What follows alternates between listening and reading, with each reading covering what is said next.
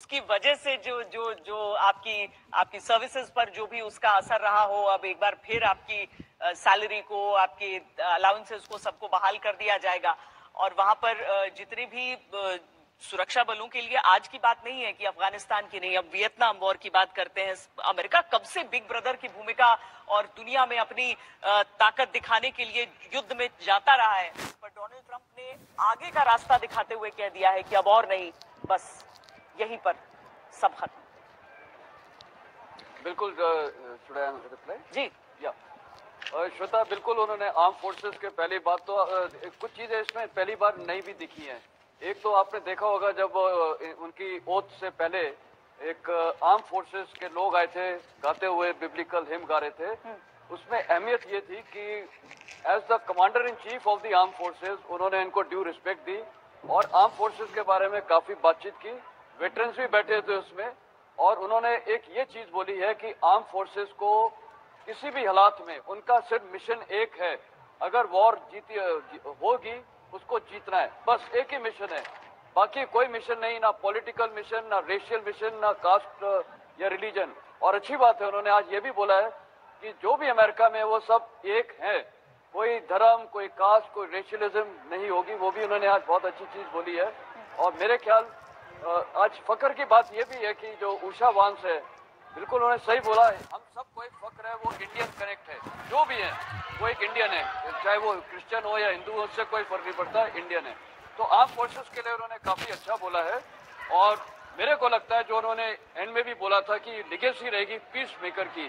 देखिए, arm forces का भी रोल होता है पीस मेक भी करना है, पीस एनफोर्समेंट भी करना है। जैसे हम यूनाइटेड नेशन में भी जब जाते हैं, कई बार हमारे मिशन होते हैं पीस एनफोर्समेंट, पीस कीपिंग। तो आर्म फोर्सेस को इतना तगड़ा करेंगे कि वो पूरे विश्व में पीस कीपिंग कर सकते हैं।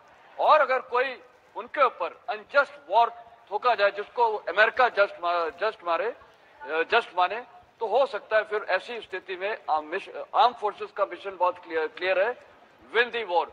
उसमें कोई लूजर्स वॉर में वैसे भी हो नहीं सकते। तो मेरे ख्याल उन्होंने, और हाँ, ये कोविड में जो भी निकाले गए थे, देखिए उन्होंने भी बड़े असूल वाली बात की है कि कई सोल्जर्स ने और ऑफिसर्स ने मना कर दिया था कोविड वैक्सीन से लेने के लिए, from what ever point it is, very health point of view. उन सबको रीइंस्टेट करा जाएगा, तब की सीनियरिटी से तब पे पल्स मिलेंगे। तो आर्म फोर्सेस को एक जो ड्यू डिग्निटी है उसके बारे में श्वेता उन्होंने बातचीत की है। और मेरे ख्याल लोगों को भी फक्र होगा कि आर्म फोर्सेस एक बहुत, और आर्म फोर्सेस की यूटिलिटी सदर्न बॉर्डर में भी बता दी है, तो लोगों को पता चलेगा कि आर्म फोर्सेस की कितनी यूटिलिटी है और डिसीजन मेकिंग में और नेशन गवर्नेंस में आर्म फोर्सेस की भी जरूरत है। रोहित, अब आगे क्या होने वाला है? अभी घोषणाओं का ऐलान किया गया है डोनाल्ड ट्रंप की तरफ से। अब आगे आज के दिन में क्या कार्यक्रम है? देखिए, अब यहाँ से प्रेसिडेंट ट्रंप जा रहे हैं, पहुंच चुके हैं, ऑलमोस्ट पहुंचने वाले होंगे कैपिटल वन अरीना। वहां पे जाके वो अपने सपोर्टर्स से मिलेंगे, उनसे बात, मतलब वहां पे भी एक छोटा सा स्पीच होगा, वहां पे परेड होगी, जो प्रेसिडेंशियल परेड होती है, हम ट्रेडिशनल परेड जो होती थी वो होती थी यहाँ, हम जहाँ खड़े हैं कैपिटल हिल से, यहाँ से वो परेड होती थी व्हाइट हाउस की तरफ, पेंसिल्वेनिया एवेन्यू में वो जाते थे। यूजुअली हमने पिक्चर्स देखी होगी कि किस तरह से वो बीस्ट जो उनकी गाड़ी है उससे उतर के लोगों को वेव करते हैं। तो इस तरह की चीजें इस बार नहीं हो रही बिकॉज ऑफ इंक्लेमेंट वेदर। तो कैपिटल वन अरीना, वहीं पे एक छोटी सी परेड होगी, वो सल्यूट लेंगे आर्म फोर्सेस का, उनके जो 2-3 फ्लोट्स हैं वहां